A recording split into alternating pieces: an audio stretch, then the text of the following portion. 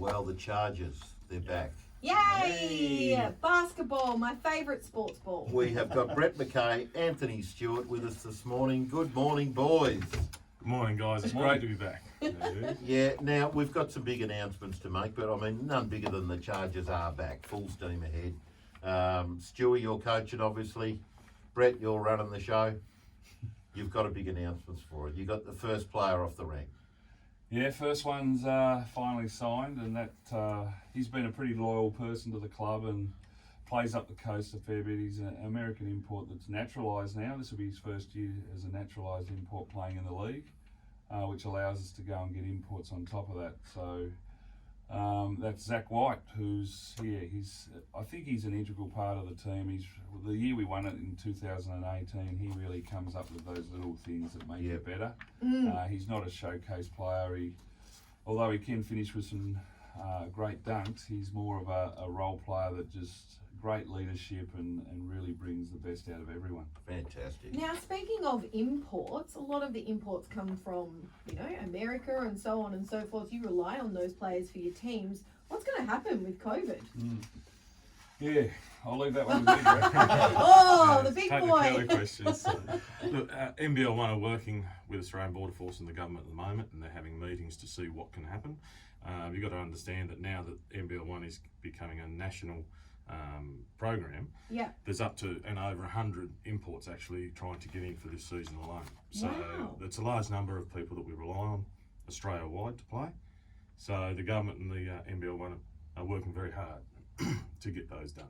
I mean, look, common sense would say that they'd be like any other elite sports person. They come here, they quarantine for 14 days and they're free to roam, I think what the government need to take into consideration with these imports is how important they are to our junior development and how the young kids of Australia look up to these imports, and it drives them to be a basketballer, or, I think that really needs to be taken into consideration. They're very important. Yeah, I think that's probably best demonstrated with the NBL One community programs we've been running in the primary school, because we sorely miss those guys. I had to take up the mantle to go out to the schools, the primary Did you, schools. Dale? Oh, no, And- not little old Well, you. it's the poor kids that they don't get the import in there, they get Anthony Stewart instead. So, Hey, you were a big player back in the day. yeah, but it's the increase in participation is just phenomenal. I think the Jack Jumpers on top of the Chargers has really added the value to really lift the aspirations of some of these kids. So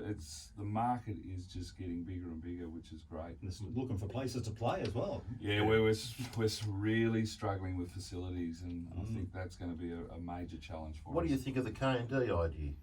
Oh, great idea. I mean, that's another story in itself, but that presents a strong pathway for young people from grade 9 through to grade 16. So it's probably the missing piece as well, where Chargers imports can go in there, and we're going to start up some university basketball programs and really try and influence kids to stay here rather than go to college. And it'll be a great recruiting tool across the country as well for kids to come here and do university while training. So now that Zach White has been announced, do you then build the rest of the team around Zach?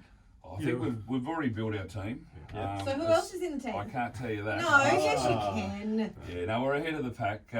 There's players that want to come back every year in, year out, and I think the Jack Jumpers has certainly added value again in that space, because recruitment has become very easy for the men. I'll let Brett talk about the female side, but there's a lot of players that already, I'm not going to tell you who, but I think we'll work Can it you out. just give us maybe one more? Oh, well, look, they're players that have played here. They're players that have played here and want to come back and want to be a piece of the part of the team, and the Jack Jumpers in particular. And this full pathway from juniors right through to NBL right now is here, and Tassie's got to grab this with everything. So will you guys, once the Jack Jumpers are up and running, will you be like, if a few players would be on the fringe of the Jack Jumpers to the Chargers, are you going to be able to use those players that are in and out of the Jack Jumpers to play for the Charge? But we're in discussions with NBL and the Jack Jumpers around that sort of setup, what the partnership may look like. Yep. They do have other partnerships of NBL One clubs around Australia. So at the moment we're in early stage discussion, so we really can't go into it. Well, too let's much. hope that something like that occurs, because common sense would say, well, that's a great way to keep the Jack Jumpers players in form. If It only keeps people them could see playing. your face. Well, I mean, it's from looking at Yeah. it from a No-brainer. commonsensical No point of brainer. view, it's a no-brainer. There's It that keeps word them again. playing, and it keeps the pressure. You know, they're experiencing the pressure of top-level Maybe basketball. you should jump on the Chargers board, Mick. You're Oh very no, I'm good. fine. Look, Yeah, I'll give you a good one. I wouldn't have to be on radio. hey, how's the budget, son? And what about No. the ladies? But on the ladies, we've already announced Ellie Collin. Yep. Naturally, a young Tasmanian player. She's come through the full system, through with the Southern Wolves into the B-Tas program, through a representative.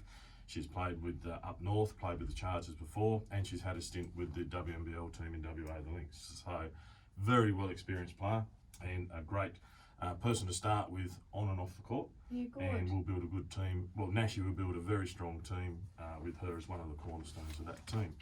But again, all the talk is around the Jack Jumpers and the men's program. Okay. We at the Chargers naturally have both programs, and we really want this year to be really lifting and elevating our women's program. Mm-hmm. So we're looking at the signings. Nash is really working hard on it, and I reckon our women's program is really going to match our men. I'm back in the gym. I might be able to come and join. I Yep. reckon I could really add some. Absolutely. Why are you laughing? Definitely What was that? adding something there. There's no doubt about that, and I'm sure they do need a jump walker or something like that. But So with the Jack Jumpers, like I was saying, the men's side is pretty well stable. They've Yep. got a full pathway Yeah. from grassroots all the way through, whereas now we need to focus on our women's program statewide and need to be lifting and realistically pushing for a WNBL team of our own. Yeah, because there's some extremely talented people out there. So There are.